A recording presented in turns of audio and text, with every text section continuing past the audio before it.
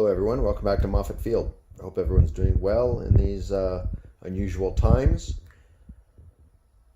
Personally, I'm quarantined here in California. We had an early quarantine date, so working from home, a lot of meetings, a lot of WebEx meetings. When I need a break or something, I'll take a look at this game that I decided to break open. I ordered it a while ago, but I really haven't had the chance to take a look at it yet. So this is World in Flames Deluxe. This is the most recent version, published in 2017 by Australian Design Group. I'd say this and perhaps A World at War are the two mothers of all military war games. There might be a few other grand strategy games out there, but I think this one is close to the top of the list, if not at the top of the list. As I said, ordered this probably about a month ago, and it wasn't cheap. This is probably at least a $400 game, which is crazy.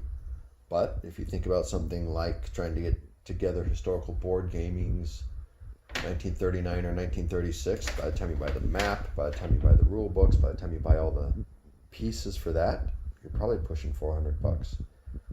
I bet my Global 40 board and pieces, although I kind of went extreme, I'm probably pushing maybe $1,000 for everything, including the trays, including all the custom printings I did of maps and rule books. So expensive, I guess, yes, but there's a lot here. So you can even see the box is probably about 6 inches high.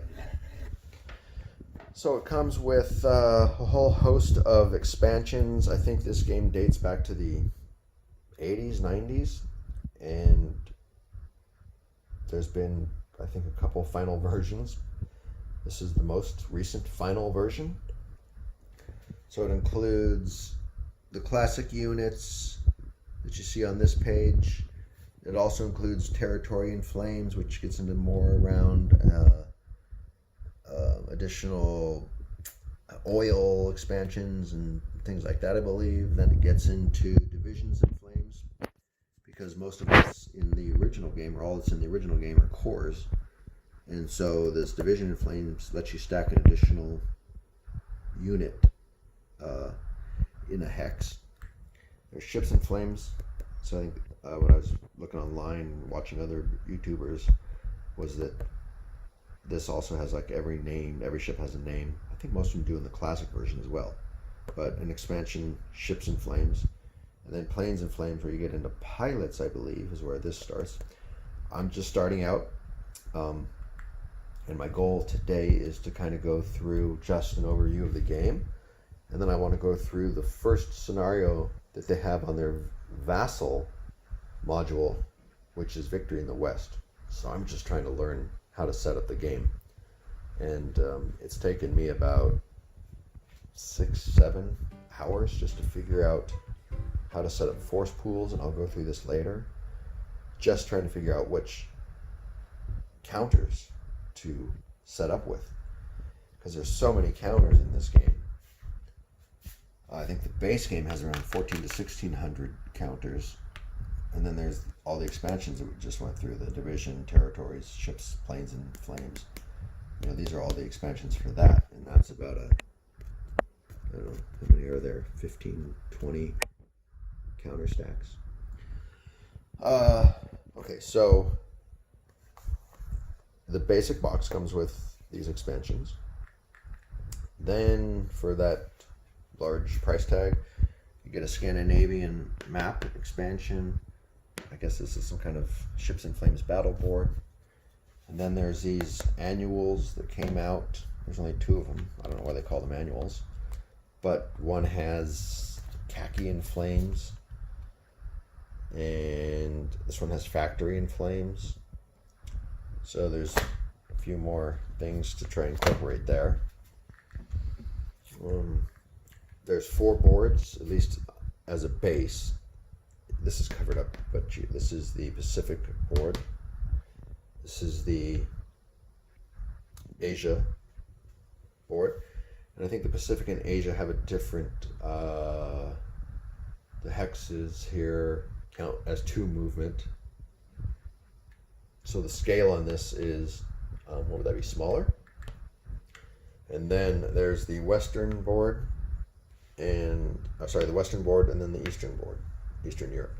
And movement is 1 here. So I think this is a larger scale, which is confusing. Too bad they didn't make them the same scale. I don't know why. I think there's some kind of map adaptation out there that you can buy that's a wall-mounted map where all the scale's correct. It comes with this America's map. I think this is the expanded map. Then there's this production circle.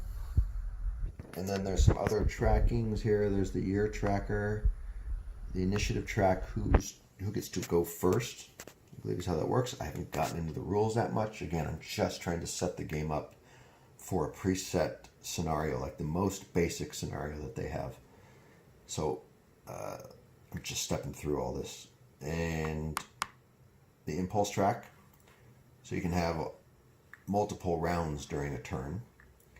And from what I've been understanding from watching other videos is that this will end based upon weather. So it sounds like in winter it's more likely that you get less movement, less impulses, whereas in the summer the turns could drag on for a while. And then this is an optional rule. It's for operation points, and with this you can buy like extra movement. You can use these points to create, I think, like special moves.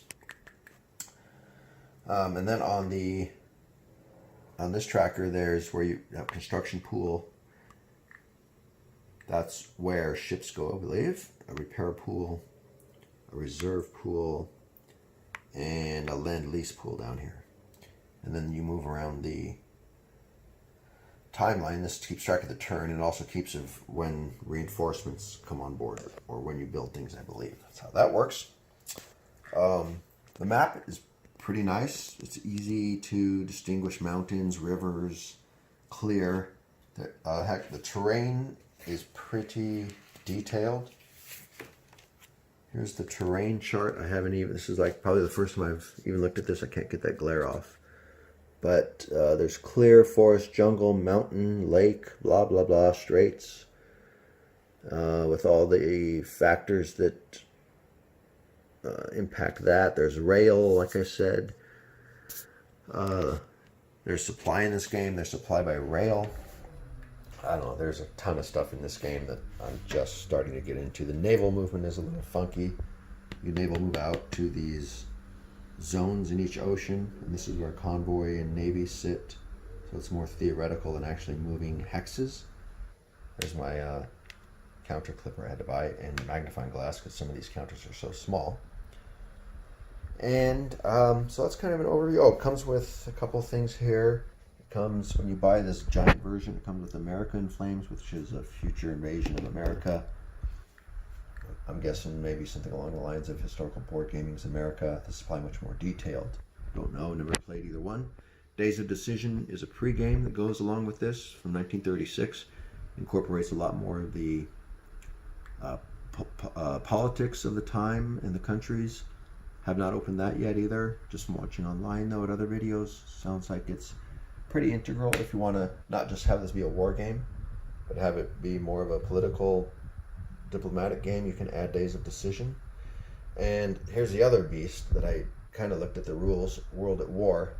After reading a bit of these rules, I think I decided to go with World in Flames. Honestly, it seems a little easier. I don't know yet. And the game is played with two 10-sided, or not just two, but it's played with 10-sided die. And then it also comes with this Patent in Flames, which is post-World War II. What if we'd rolled in and fought the Soviets as well? This is my stack here. Actually, to give my brother, I'm going to run over there and just open the trunk and let him get it out of the trunk, since we are social distancing. He's at home bored, so I told him to start reading the rules on these. And when things are back to normal, we can sit down and play face to face. But that'll give him something to do. Over here, I'm just laying out the scenario that I was talking about before, Victory in Flames, Victory in the West. Okay, so I think that's kind of an overview. The rule booklet is pretty hefty. There's a ton of charts in here. Here's all the optional rules. So there's divisions, artillery, planes and flames, aircraft abilities. There's supply options, partisans. You know, when looking at this kind of reminds me of historical board gaming, 3936, but perhaps in more detail, because it names every ship. It has almost every type of aircraft that was available by year. So it goes into a lot of detail, but this seems like the most complex you would go on the scale. Then maybe you'd have something like, if you want minis, you'd have historical board gaming 36, and then you'd have like Axis and Allies on the miniatures, you know, with miniatures. But this kind of has that feel of and I haven't played historical board gaming 36, but when I was opening this and going through all the rules, and these are some of the expansions that come with partisans. You know, I think that's an expansion for historical board gaming 36. So I almost feel like, I don't know if Doug and those guys played over at historical board gaming. I don't know if they played this game and used some of these concepts for historical board gaming 36. Kind of seems that way though. But this book is around, it's 93 pages, about 100 pages, but it has a pretty good index. And I was watching, I think his name is Cannondale. His take on the index is it's pretty good, but obviously it doesn't have everything. No index can or will. It's about 4 or 5 pages of index. These orange sections are all the optional rules that one can bring into the game. And his complaint too, I haven't gotten there yet, but his complaint was that they're, in some places they're well placed and they make sense because they're in context of the other rules. But then there's just stuff that's kind of stuck in here that's hard to figure out how to incorporate it. But this goes into, it has minor countries, it has minor aircraft, builds, you have to multiple turn build, surprise, so there's just a ton in here. I think the basic game might be okay. Once you start adding all these optional rules, that's where I think it could get complicated. Here's the table of contents, and again, all the counters. Okay, so I'm gonna start going through the setup for the British next.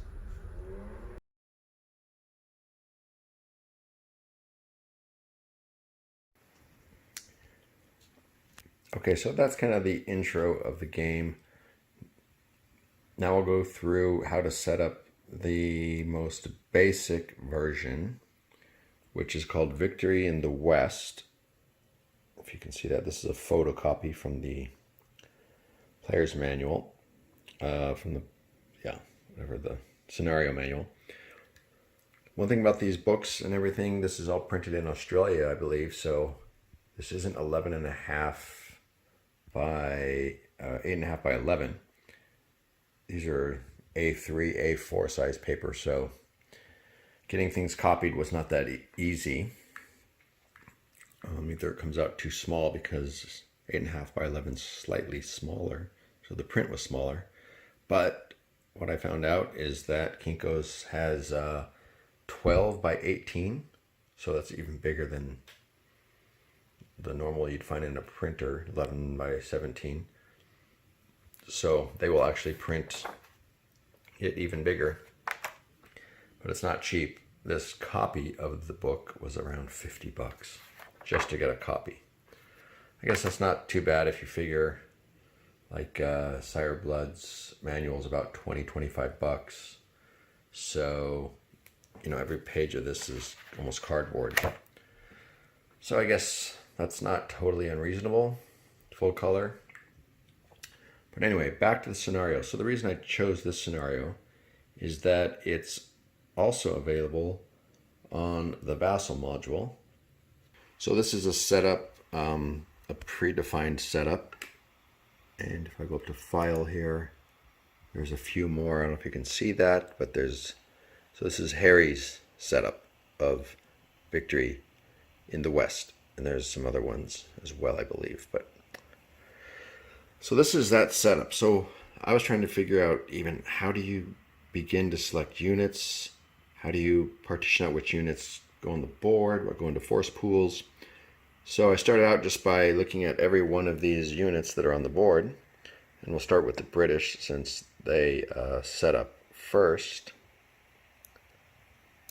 So what I did is I just clicked on every unit. You can flip it. You can flip the unit and look at the back. So I went through every one of these. So 1935, what is that? The 14th motorized. And then if I came over, then I went and found that unit, the 14th motorized. So I put that as an on-map unit per the scenario. So I went through the Germans, the French, and I'll go through this later. But here's what, I translated what was in Vassal in the scenario that Harry set up to a paper version, cardboard counter version. Then I had to figure out the force pool, the beginning force pool. So for that, one second, I came over here and clicked on the French force pool. So from here, I created the beginning force pool. So here you can see 1939 HQ. I have to drag it over to the map to flip it, as far as I know. Oops, flip. So that's, who is that? Wendell? Wavell. Okay. So then I came over here and I found that counter. So I created the beginning force pool as the scenario has it. And again, this is the setup per the scenario. Maybe this will help people trying to set up the scenario themselves too. But how it works is it has the location where you put the unit. It doesn't tell you which hex, so it's up to you to set up the units. So this has the Gort HQ in France. So this guy, Gort, will eventually end up on the map in France. Then it has mech, motorized, infantry, and if I wasn't copying the scenario out of Vassal, one would put all these units in a cup and then you would draw them out, probably with the beginning force pool units too.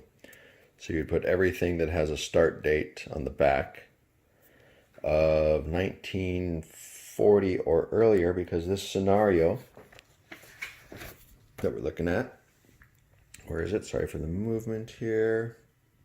Trying to find it. Victory in the West. So it's May, June of 1940 to January, February of 1941. So one would come over here and find every counter that does not exceed 1940. It's 1940 or before. And you would put these in a cup and then you would draw them out to get your on-map units. So one would pull one mech out of the cup, 2 motorized, 1 infantry, etc. So Harry's already theoretically done that and come up with this on-map units.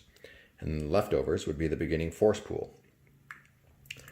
An optional rule in the rule book is that you can pull out all units, I think, that are beyond 4 years from the start of the scenario, so 1940. So I think you would pull out units that are pre-1936. This setup doesn't have that because there's like 1932, 1928 units in here. Sorry for the glare, I can't quite get the camera right. Then the future force pool would be everything, I guess, 1941. So all these units should be 1941. I'm not going to flip them all over, but let's see. So all these are 1941. So you wouldn't put anything past 1941 because the game ends by then. And the way setup begins is they don't tell you what units to set up. They tell you which units not to set up. So I'll show you what that means right now. Before I go to what units not to exclude, I'll finish the setup here. So as I was saying, there's the regions to set up. If it says like July, August, that means that you place it in the July, August months on the production turn circle. If it says, what's the other one? If it says repair pool, then it goes up to the repair pool. So the Queen Elizabeth goes in the repair pool. And the Queen Elizabeth is here, battleship Q Elizabeth.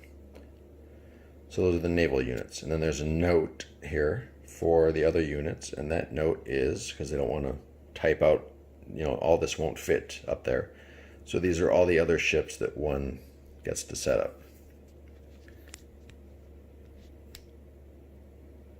And those are the ships here. Okay. So again, normally you would put all your eligible units in a cup and draw them out. So there would be two fighters that have a two build is what this is. Two fighters that have a 2 build, and we know that number, so we see 4-2, that's one of the fighters that got chosen. And if we look at air units on the back, then we know that this says same as land units. So same as land units is turns to build. So the left number is building cost, the right number is turns to build. So again, that's a 2 turns to build. 2 fighters, 2 turns to build. And that's these guys here. Okay, the 2 Spitfires. The next column is, that's an LND, land bomber. So you get 1 2-build land bomber, 1 3-build land bomber. Then there's 1 air transport, 1 3-build air transport, 1 3-build air transport is that guy. He's the one that got chosen out of the cup, theoretically, out of other possible candidates. But I don't think there are other possible candidates. That's the only one. Okay, we covered the Queen Elizabeth. Then these are, if you play the other modules, like Planes and Flames, if you play those add-ins, then you add these units as well, which this scenario or this setup does not do. And just one thing about the images on the counters, the fighters are pointing to the left, the land bombers point up, transports point down, and dive bombers, like this swordfish, look like that.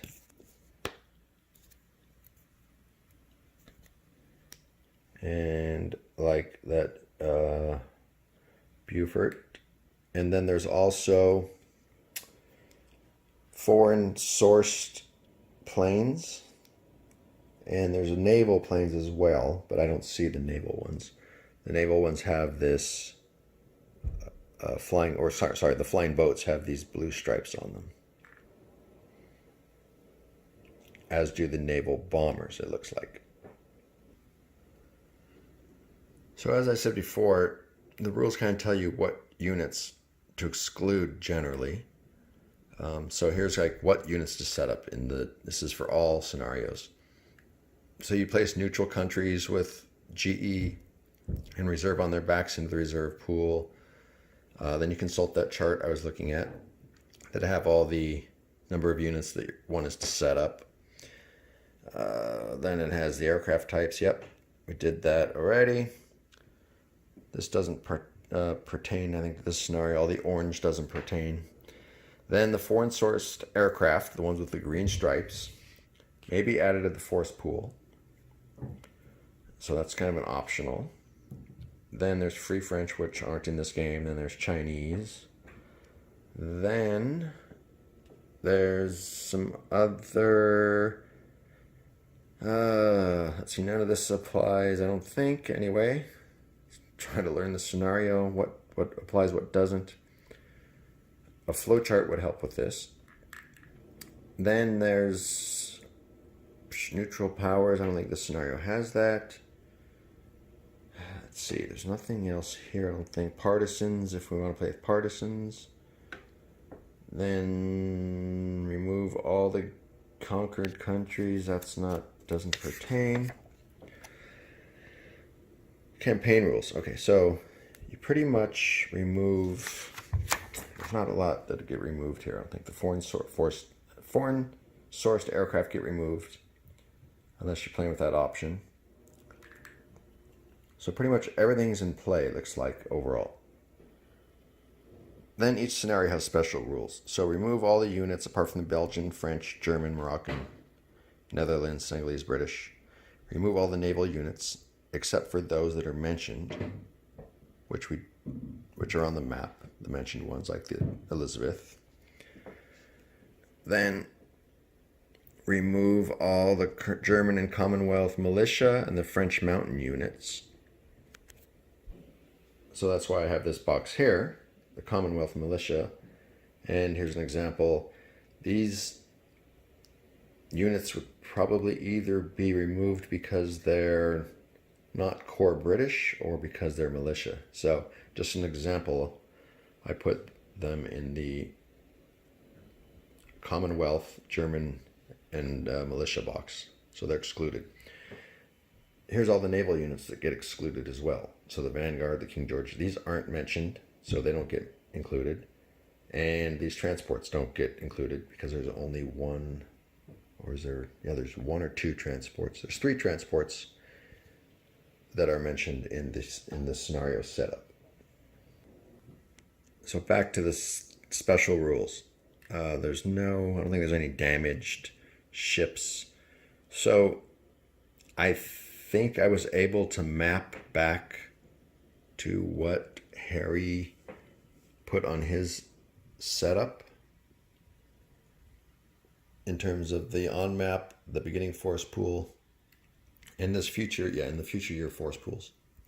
I was finally able to map to this and understand that what would have been in the cup, that this was the random draw, that per the rules, these units down here do not get included, either because they're specifically mentioned or they're excluded units per the general setup language in the rulebook.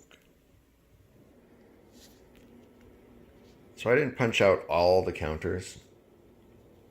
There's a whole organizational theory behind this game. There's so many counters. At some point, I think I'll probably have 5 boxes of those bead boxes for storing beads, from what I can see. So I didn't punch out all these right now because a lot of these are future units or they're ships or they're minor countries. One thing I was wondering about is why this fighter wasn't included. It sure looks like it from the time on the back. It says 1941. So one would think perhaps that should go up here in the future force pool. But I think that's India. So it's kind of a minor country.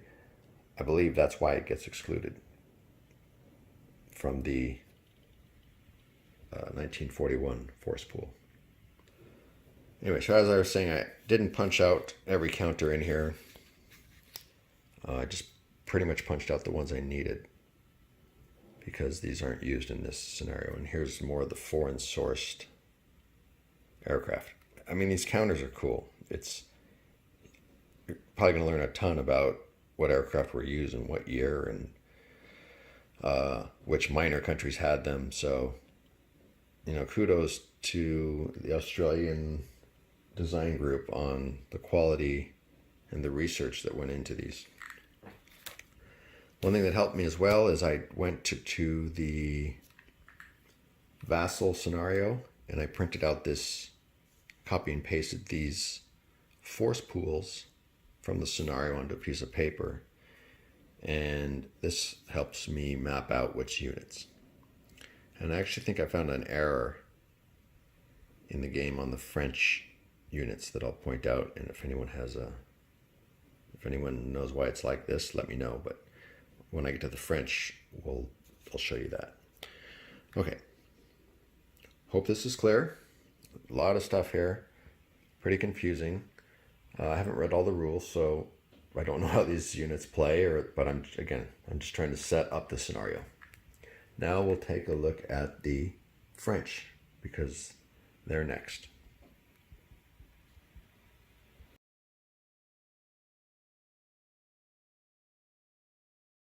Okay, that was the British setup. Now I'll go through the French setup.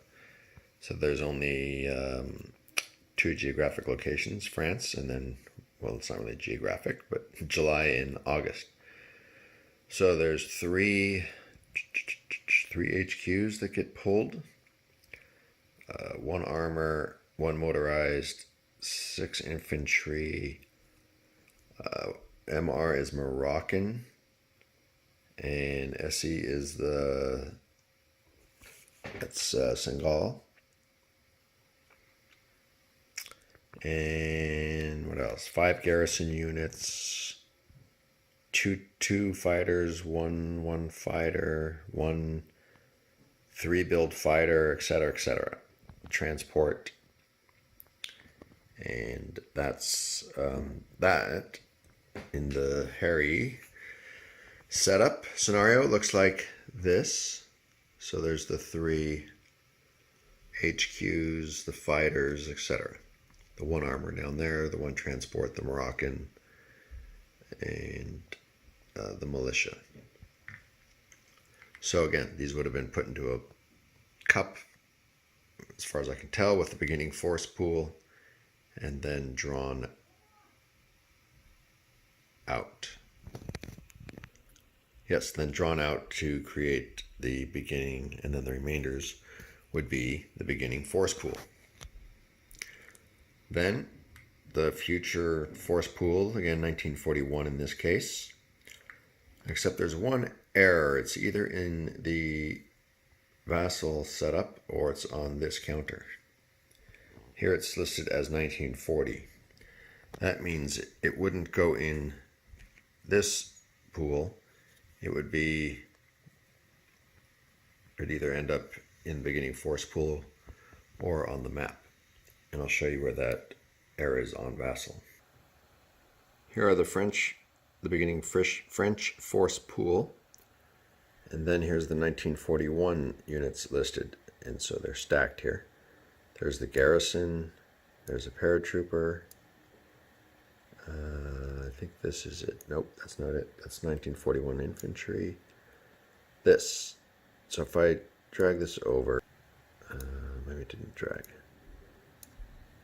So if I flip this, that's the 11th, so it's 7.5 11th, and it's listed as 1941. Here's the 11th, 7.5. And on the counter, it's listed as 1940. So this would probably end up somewhere over here, but I'm going to leave it here because that's what the Vassal setup shows it. But one of these is wrong, and people on Board Game Geek has said it's probably the Vassal setup, that the counter is correct. What else so here's the foreign sourced planes that won't get played with in this scenario. In Indochina, militia. It's not really foreign source, but I put it there. Naval units. This isn't everything because, again, I didn't punch out all the units. So here's all the remainder naval units would be in that box.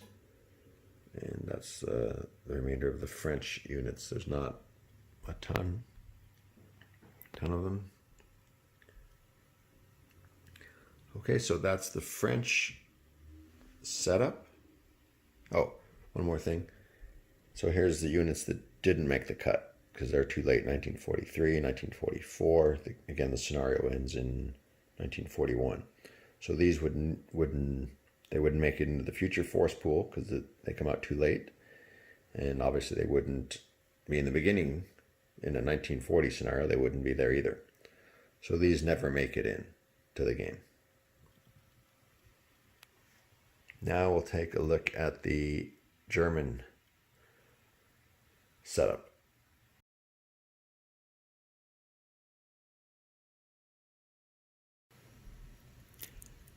Now we'll take a look at the German setup. So the Germans will set up in Germany July, August, September, October, and it looks like November, December as well. They will have, it looks like 4 armor here, 2 mechs, 3 motorized, 15 infantry, an SS unit, 17 infantry, 3 garrison, a paratrooper, fighters, bombers, normal stuff, a naval bomber, an air transport, and then they will start with these offensive points.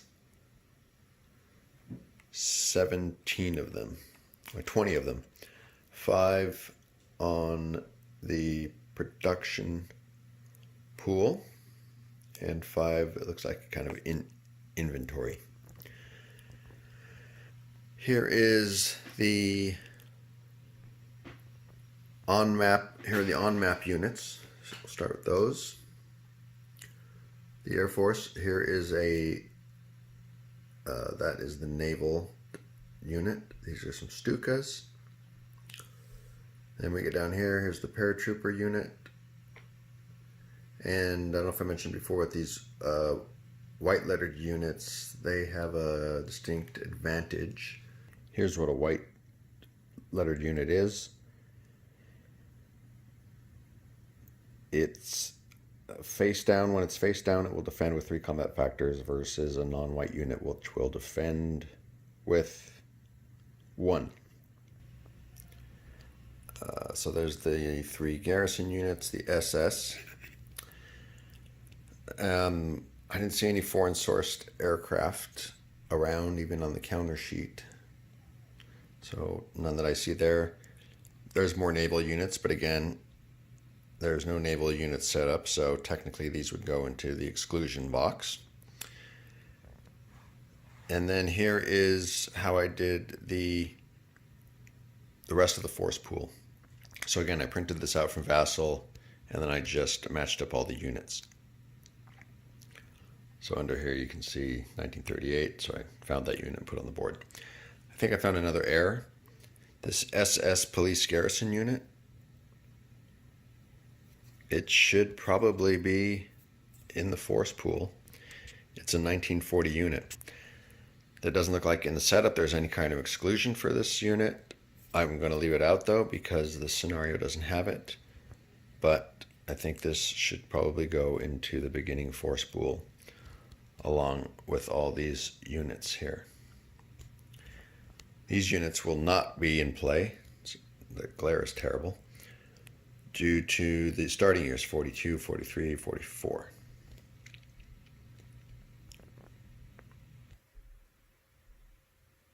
So just to make everything look pretty, there's the beginning force pool transferred over. And then I stuck that SS unit down here out of it. So that's the German setup for the scenario. Now we'll take a look at the units on the board.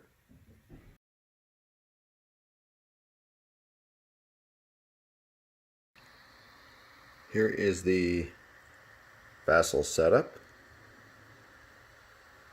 as I showed before, I believe. And here we have the onboard setup. So we've got the British Navy up here with an infantry, and Air Force. I saw one setup with the Navy down here in London, I'm not sure if there's an advantage to putting it up here in scapa flow. Maybe it keeps it out of the range of the German Air Force potentially. So the British are set up here, a couple of units in France. I also put on board the Netherlands, the fighter they have, and they had some Belgian units. I didn't go in detail in the setup of those. And I think the gentleman I saw playing online didn't have these on his map because he didn't use the Vassal. He tried to do it directly from the book. And I think these got missed as neutral units. Here's the German naval fighter. So we go down some HQs. This is a prototype I'm kind of working on of a plastic stand to stack units to try and make it easier. I don't know if it's going to work, but I put it together to see if it helps, so that maybe it could have the airplanes on top, headquarters and stuff on the bottom, and just prevents having to pick up a stack all the time. Don't know if it's going to work, but here, an example, like you could just pick it up, take it off the board, go through the units, and then put it back.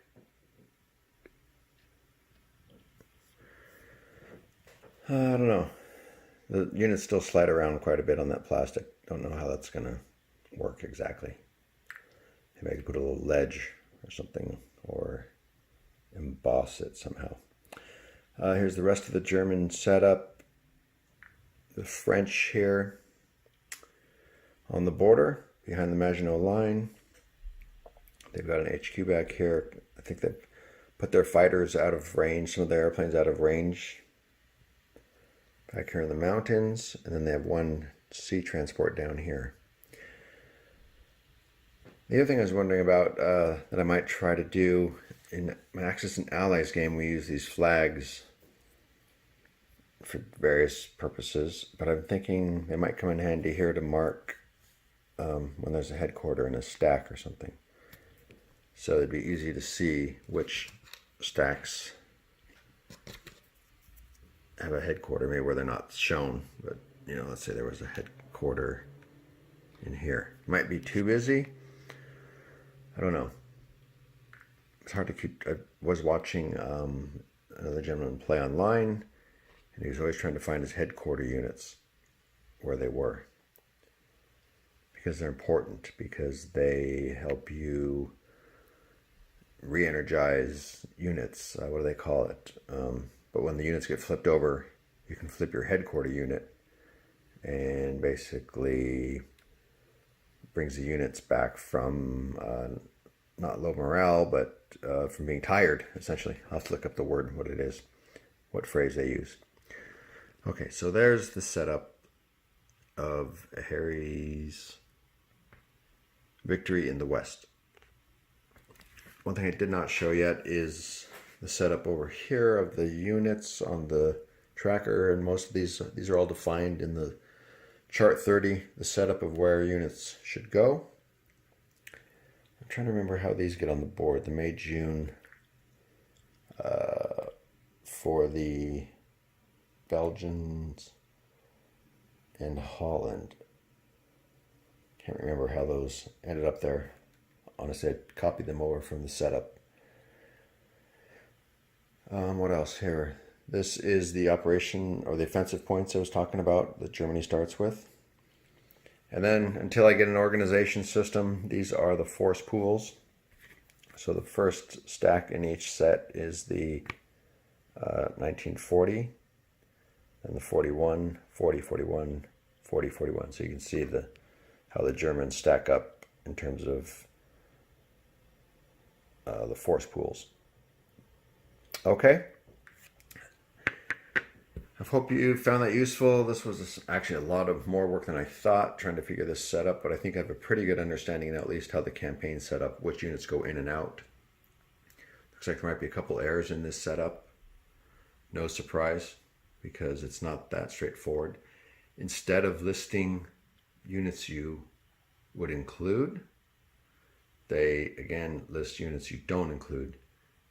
because the list would be very extensive and probably more error prone if they tried to list every unit that should be included in scenarios, or there'll probably be hundreds listed. I just wonder if there's someone online. I'm gonna have to go look in Board Game Geek at the files to see if anyone has put it in a spreadsheet or something like that, versus just showing which units have been excluded. All right, that's it for now.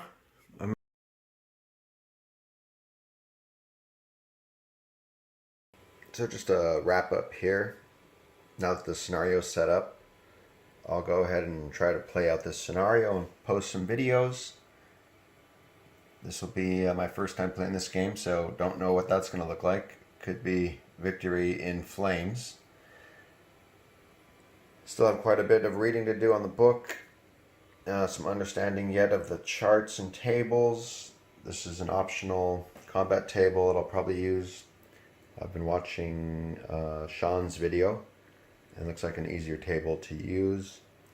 Some terrain to study, weather to study. But it looks like it should be an interesting game.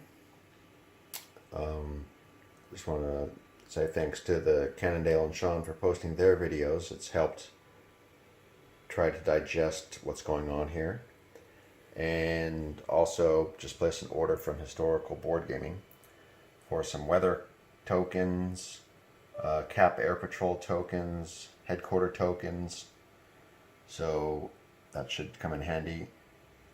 And need to do some browsing around online for some different hex colors and stuff. I saw that Sean had used like a blue hex to mark victory locations, which looked pretty good. I don't have access to a laser cutter right now, otherwise I'd probably cut my own. But let me know your comments if you want to see more of World in Flames. I'll try to post more videos. And until then, everyone stay safe out there and keep your distance. Take care.